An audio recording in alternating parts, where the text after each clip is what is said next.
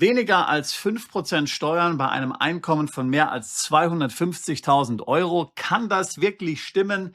Das ist die Realität in der Gemeindebar der steuergünstigsten Gemeinde der Schweiz. Die Steuern in der Schweiz, die sind sensationell günstig. Und in diesem Video werde ich dir die steuergünstigsten Gemeinden der Schweiz 2026 vorstellen. Viele Gemeinden haben jetzt nochmal ihre Steuern gesenkt. Wenn du jetzt nicht umziehst, dann bist du wirklich selber schuld.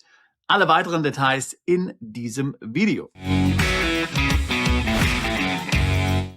Noch ein kurzer Hinweis in eigener Sache. Wenn auch du überlegst, in die Schweiz auszuwandern, dann lade ich dich herzlich ein zu unserem Auswandern in die Schweiz Seminar.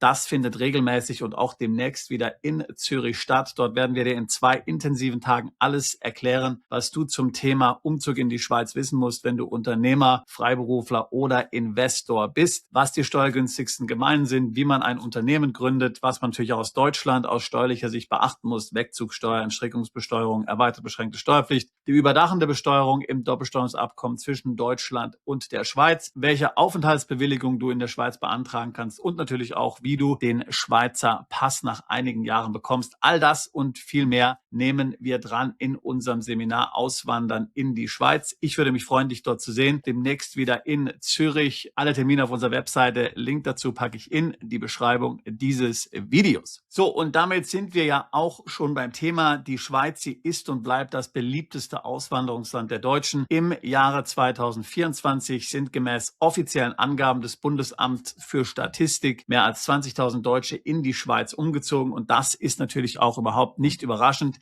In der Schweiz funktionieren die Dinge noch anders als in Deutschland. Die Züge sind pünktlich, die Wirtschaft läuft ziemlich gut. Die Schweiz ist sicher, sie ist sauber, sie ist neutral, sie ist außerhalb der EU, sie hat die stärkste Währung der Welt und natürlich, sie hat sensationell günstige Steuern, wenn man es richtig macht. In der Einleitung zu diesem Video habe ich dir ja schon mal gesagt, was du zum Beispiel in der Gemeinde Bar im Kanton Zug an Steuern bezahlen würdest bei einem Einkommen von 250.000 Franken. Das sind knapp 275.000 Euro. Und in meinem konkreten Beispiel geht es um ein verheiratetes Paar mit 3 Kindern. Hier läge der Steuersatz bei 4,78%. Das ist, wie gesagt, die gesamte Steuer, die du bezahlen musst. In der Schweiz wird Steuer fällig in der Gemeinde, im Kanton und im Bund. Der Steuersatz, den ich dir genannt habe, ist der kombinierte Steuersatz für alle 3. Also wirklich sensationell günstig. Dafür musst du nicht nach Dubai umziehen. Es reicht einfach schon der Umzug auf die andere Seite des Rheins. Wirklich sensationell. Wie ich es eingangs gesagt habe, haben tatsächlich viele Schweizer Gemeinden die Steuerbelastung dieses Jahr nochmals weiter gesenkt.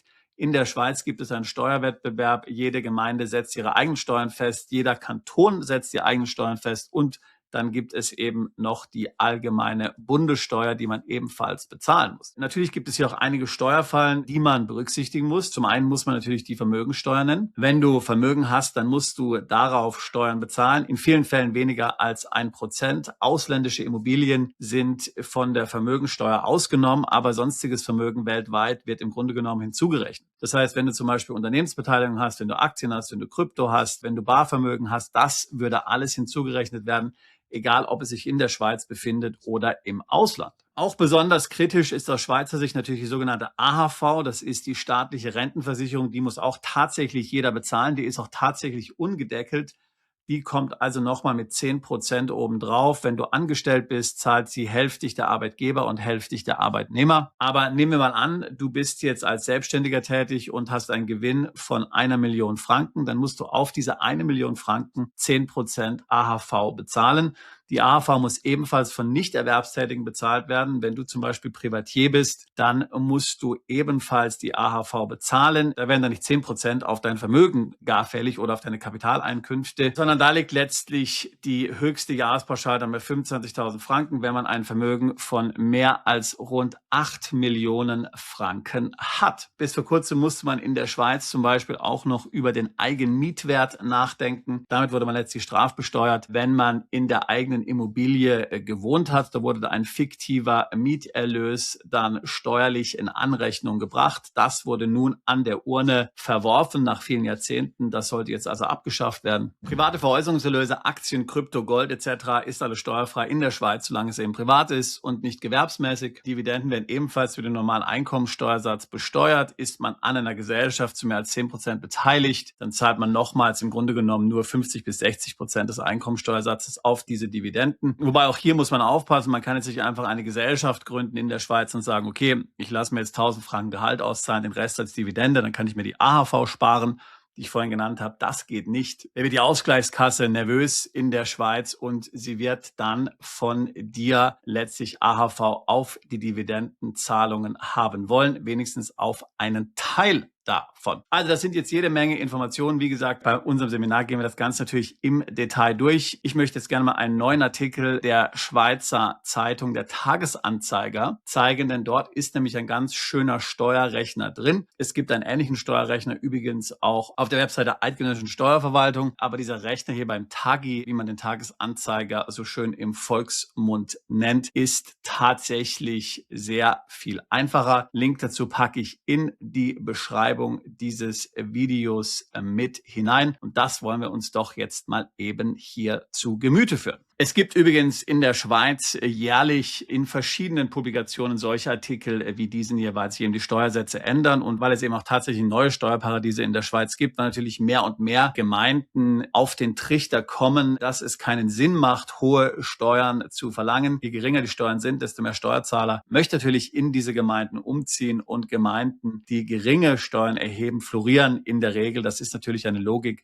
die versteht jedes Kind, die kennt jedes Kind. Aber wenn man natürlich dem linken politischen Spektrum angehört, dann hört man diese Wahrheiten nicht so gerne. Ich werde jetzt hier weiter runter scrollen und da ist dann auch dieser wunderschöne Steuerrechner drin. Hier habe ich jetzt schon mal eingestellt, verheiratet, 2 Einkommen, je 50-50, 3 Kinder, 250.000 Franken, also ungefähr 275.000 Euro. Dann bekomme ich hier unten angezeigt die günstigsten 10 Gemeinden und du kannst sehen, sie sind alle im Kanton Zug. Wobei, wie gesagt, das ist jetzt nur für diese bestimmte Konstellation gültig. Möglicherweise gibt es für andere Kombinationen, wenn man nicht verheiratet ist, wenn man weniger Kinder hat, wenn man mehr Kinder hat, andere Orte, die möglicherweise günstiger sind. Aber hier kannst du die 10 günstigsten Gemeinden für diese Konstellation anschauen. Sie sind allesamt im Kanton Zug. Da sehen wir die gesamte Schweiz und du kannst sagen, je blauer es ist, desto günstiger ist es, je roter es ist, desto teurer ist es aus steuerlicher Sicht. Was fällt schon mal auf? Die ganze französische Schweiz ist natürlich eine Steuerhölle, muss man sagen. Und hier in der Innerschweiz wird es interessant. Hier ist übrigens der Kanton Zürich. Du würdest vielleicht vermuten, dass Zürich an sich sehr teuer ist. Zürich ist natürlich leicht rot, aber grundsätzlich gibt es im Kanton Zürich ebenfalls sehr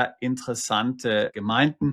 Wir wollen uns jetzt mal die Unterschiede hier einmal anschauen, damit man mal sieht, wie groß eigentlich die Unterschiede wirklich sind. Also gehen wir noch mal nach Zürich in die Stadt. Also was müsste ich hier also bezahlen? Also das gleiche Beispiel, 3 Kinder, verheiratet, beide haben ein Einkommen, jeder trägt 50% zum Einkommen bei. Hier liegt die Steuer also nicht bei 4,78% wie in Basel, sondern sie liegt bei 12,40%. Immer noch natürlich, wenn du das mit Deutschland vergleichst, sensationell niedrig. Auch der Kanton Zürich hat die Steuern gesenkt, aber natürlich doch nicht ganz so niedrig wie in Bar. Ich selbst habe ja einmal in der Schweiz gewohnt. Ich habe auch am Zürichsee gewohnt, aber eben im Kanton Schwyz. Mir hat es am Zürichsee gefallen. Ich wollte dort direkt eben am See wohnen. Deswegen bin ich nicht nach Zug gezogen, sondern nach Freinbach. Schauen wir uns einmal Freinbach an. Auch eine der günstigsten Gemeinden in der Schweiz. Hier werden ganze 6,74% an Steuern fällig in dieser konkreten Konstellation. Auch hier wurden die Steuern nochmals gesenkt nächstes Jahr. Viele unserer Mandanten zieht es in die Bodensee-Region. Schauen wir uns mal hier konkret eine Gemeinde an, zum Beispiel Ermatingen, direkt am Bodensee hier gelegen. Hier liegt die Steuer bei 11,68% in der konkreten Konstellation immer, die ich gewählt habe. So, und jetzt wollen wir uns noch mal einige interessante Dinge anschauen, die man wissen muss, wenn man über einen Umzug in die Schweiz nachdenkt. Also, Grundsätzlich gibt es in der Schweiz kein Ehegattensplitting. Das heißt, Verheiratete mit nur einem Einkommen zum Beispiel werden benachteiligt. Schauen wir uns das Ganze einmal hier an. Verheiratet, ein Einkommen, 3 Kinder, das gleiche Gehalt. Gehen wir nochmal nach Bar, um den Unterschied uns anzeigen zu lassen. Da zahle ich jetzt nicht die 4,78%, sondern würde jetzt im Grunde genommen 6,12% bezahlen. Immer natürlich noch sehr wenig, das ist mir natürlich klar, aber nur, dass du den Unterschied siehst. Jetzt reduzieren wir nochmal die Anzahl der Kinder. Sagen wir zum Beispiel mal keine Kinder, verheiratet, ein Einkommen, 250.000 Franken. Da steigt dann die Steuerbelastung auf sagenhafte 10,57%. Auch natürlich enorm niedrig jetzt im Vergleich zu Deutschland. Gehen wir hier mal nach Zürich. Also Zürich, wenn du dort wohnst als Verheirateter mit einem Einkommen, keine Kinder, ein Einkommen in Höhe von 250.000 Schweizer Franken, 18% müsstest du hier bezahlen. Auch natürlich noch relativ günstig. Mir ist natürlich klar, 250.000 sind ein sehr gutes Gehalt, das ist mir natürlich völlig klar, aber in der Schweiz sind natürlich auch die Gehälter hoch. Da stellen wir ein niedrigeres Gehalt ein, nur dass du den Unterschied siehst. Also schauen wir uns einmal an. Sagen wir mal 125.000 Franken, die gleichen Einstellungen. Im Kanton Zürich würdest du dann immer noch 10% bezahlen. Jetzt gehen wir einmal auch hier nach Bar. Wie viel du dann bezahlen würdest, da sind es dann 4%. Wie gesagt, wir sind jetzt bei einem Verheirateten ohne Kinder. Scrollen wir mal hier runter, da werden uns die 10 besten Gemeinden angezeigt. Es sind immer noch tatsächlich die Gemeinden im Kanton Zug, die hier immer ganz oben stehen. Schauen wir mal weitere Gemeinden an. An 12. Stelle kommt dann der Freinbach, wo ich gewohnt habe. Dort würde man jetzt bei der aktuellen Konstellation 5% bezahlen. Weitere Gemeinden in Schwyz dann, Wollerau, Feusesberg, Altendorf, auch alles sehr steuergünstige Gemeinden. So, und hier hätte man dann auf Rang 30 Rongellen im Kanton Graubünden. Also wie gesagt, du kannst im Prinzip davon ausgehen, dass die Westschweiz, also die französische Schweiz, auch die italienischsprachige Schweiz hier unten relativ teuer ist, aber dass dann die Innerschweiz ziemlich günstig ist und dann natürlich hier Graubünden und so dann auch relativ günstig ist. Also spiel am besten mal mit diesem Rechner ein bisschen rum und schau dir das selbst an. Grundsätzlich merke dir, Kanton Zug, Kanton Schwyz sind sehr günstig, aber wie gesagt, auch in vielen anderen Bereichen wird man natürlich mit sehr wenig Steuern rechnen müssen. Jetzt fragst du dich vielleicht, wo ist der Haken? Warum zieht nicht jeder in die Schweiz? Nun, es ziehen sehr viele in die Schweiz um. 2024 hat man fast 200.000 Neuzuzüge in der Schweiz registriert. Vielen stößt das auf. Deswegen hat jetzt ja die SVP die sogenannte Nachhaltigkeitsinitiative lanciert. Ich gehe davon aus, dass die Schweizer Bevölkerung diese auch annehmen wird. Das würde dann bedeuten, dass die Politik dafür Sorge tragen muss, dass die Bevölkerung in der Schweiz nicht auf 10 Millionen anschwillt. Momentan liegt sie bei 9 Millionen. Nehmen wir mal an, 200.000 pro Jahr kommen hinzu. Diese Volksinitiative sagt aus, dass bei einer Bevölkerungsanzahl von 9,5 Millionen die Schweizer Regierung dann sehr harte Stopps einbauen muss. Momentan wird es für dich nur noch in den nächsten paar Jahren möglich sein, ganz einfach in die Schweiz umzuziehen. Momentan kann ja jeder EU-Bürger in die Schweiz umziehen. Und das machen natürlich auch sehr viele. Du musst natürlich nachweisen können, dass du dem Schweizer Staat nicht auf der Tasche liegen wirst, aber das ist ehrlich gesagt ziemlich einfach. Also wenn du eine Rente hast, wenn du ein Gehalt hast, wenn du ein Unternehmen hast oder was auch immer, das muss auch nicht in der Schweiz sein, das kann auch im Ausland sein, dann wirst du das nachweisen können und dann wirst du den Aufenthaltstitel in der Schweiz bekommen. Also grundsätzlich macht es jeder und dann kann man natürlich sagen, dass der größte Haken in der Schweiz natürlich die hohen Lebenshaltungskosten sind. Ja, also wenn du dir mal Immobilienangebote anschaust, zum Beispiel im Kanton Zug, da kriegt man vielfach eine Wohnung nicht unter 5.000 Franken zum Beispiel. Das ist natürlich schon ziemlich happig, ja. Also was bringt's dir dann, kannst du argumentieren, wenn ich sehr gut verdiene, wenn ich sehr wenig Steuern bezahle, wenn dann aber alles bei den Lebenshaltungskosten draufgeht. Das ist natürlich etwas, was man genau kalkulieren muss, ja völlig klar. Deshalb für den einen wird sich das lohnen, für den anderen wird sich nicht lohnen. Ja. Dazu gibt es eben in der Schweiz schon ein paar steuerliche Fallstricke. Einige haben wir schon angesprochen, das muss man auch wissen. Es gibt eben auch die Vermögensteuer. Also möglicherweise hast du auch die Situation, dass du in der Schweiz dann mehr Steuern bezahlst als in Deutschland. Wenn du jetzt einfach Vermögen hast und von deinem Vermögen lebst und zum Beispiel keine Dividendenausschüttung oder sowas bekommst, dann wirst du in der Schweiz trotzdem Vermögensteuer bezahlen müssen. Vermögensteuer, die du jetzt momentan als jemand, der in Deutschland unbeschränkt steuerpflichtig ist, nicht bezahlen musst. Zusätzlich musst du AHV bezahlen, wenn du noch keine 65 Jahre alt bist. Ja? Also das sind alles Dinge, die muss man natürlich mit berücksichtigen. Das heißt, da braucht es ordentliche Planung, da brauchst du einen guten Steuerberater in Deutschland, einen guten Steuerberater in der Schweiz. Wir arbeiten da mit exzellenten Kollegen zusammen, die sind sehr erfahren, auch bei diesen internationalen Zusammenhängen. Es gibt natürlich in der Schweiz auch das Thema Pauschalbesteuerung, das kennt man ja von diversen Formel-1-Rennfahrern, wo man dann eine pauschale Steuer bezahlt, vielfach mindestens 100.000 Franken im Jahr auf sein weltweites Einkommen. Aber auch das kann dann wieder aus deutscher Sicht problematisch sein, weil dann fällst du möglicherweise unter die erweiterte beschränkte Steuerpflicht. Also wie gesagt, da gibt es einige Dinge, die man abgleichen muss, die man abklären muss für dich, bevor du jetzt wirklich dich dafür entscheidest, in die Schweiz umzuziehen. Aber generell, das hat jetzt hier unser kleines Video gezeigt, unsere kleine Exkursion, unsere kleine Spielerei mit dem Steuerrechner beim Tagesanzeiger, ist die Schweiz natürlich sehr attraktiv, bleibt sehr attraktiv.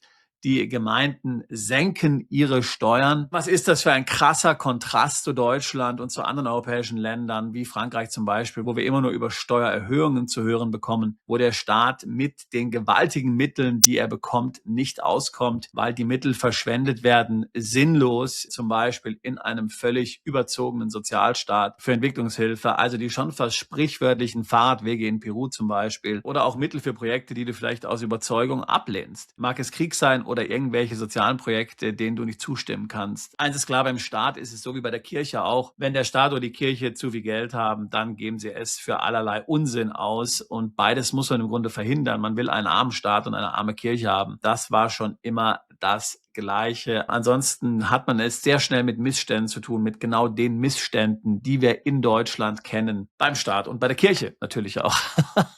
Also in diesem Sinne, wenn für dich das Thema Umziehen in die Schweiz attraktiv ist, wenn diese Steuersätze, von denen du jetzt gehört hast, attraktiv sind und für wen wären sie das nicht, dann ist es jetzt Zeit zu handeln. Wenn es sich rechnerisch für dich lohnt, dann gibt es wirklich keinen Grund, dass du noch länger wartest, weil was würde dich noch in Deutschland halten, wenn du in der Schweiz wohnen kannst? Mal ganz ehrlich, welchen Grund würde es dafür geben? Du bist ja auch nah an Deutschland dran, du kannst deine Freunde, du kannst deine Familie besuchen, sie können dich besuchen kommen. Also du bist ja nicht aus der Welt und du bist ja dort auch nicht angekettet. Man könnte ja ein bisschen sagen, die Schweiz ist wie ein weiteres Bundesland und damit spreche ich jetzt ihre Größe an. Damit will ich mich jetzt nicht despektierlich gegenüber dem Schweizer Staat äußern. Also das wäre für dich doch auch ein konkreter Schritt, wie du mal hier ins Tun kommen kannst. Nicht immer nur klagen, sondern wirklich auch mal was umsetzen, selbst wenn du dann von der Schweiz aus in ein paar Jahren irgendwo anders hinziehst. Ich habe es genauso gemacht. Ich habe schon vor 25 Jahren Deutschland verlassen, bin zunächst mal in die Schweiz umgezogen, bin nach 3 Jahren dann auch weitergezogen. Die Schweiz als Sprungbrett zu verwenden oder sozusagen als ein Flugzeugträger, wovon du dann abheben kannst in dein Leben im Ausland, das ist sicherlich eine ganz interessante